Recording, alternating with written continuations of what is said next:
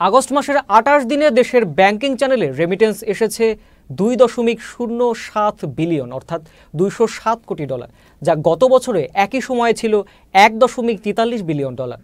বাংলাদেশ ব্যাংকের রেমিটেন্স নিয়ে সবশেষ প্রতিবেদনে উঠে এসেছে এই তথ্য। জুলাই মাসে দেশের উত্তাল পরিস্থিতিতে দেশের রেমিটেন্স প্রবাহে বড় রকমের ভাটা পড়ে।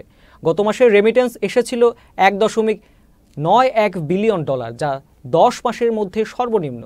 19 থেকে 23 জুলাই পর্যন্ত ব্যাংক বন্ধ থাকা, অন্যদিকে রেমিটেন্স শাটডাউনের কারণে গত মাসে রেমিটেন্স প্রবাহে যে ভাটা পড়েছিল তা আগস্টে এসে অনেকটাই কেটে গেছে বলে মনে করেন ব্যাংক খাত সংশ্লিষ্টরা। কেন্দ্রীয় ব্যাংকের পরিসংখ্যান অনুযায়ী আগস্টের প্রথম 3 দিনে দেশে রেমিটেন্স এসেছে $9,56,50,000, আর 4 আগস্ট থেকে 10 আগস্ট পর্যন্ত প্রবাসীরা $38,71,20,000 রেমিটেন্স পাঠিয়েছেন।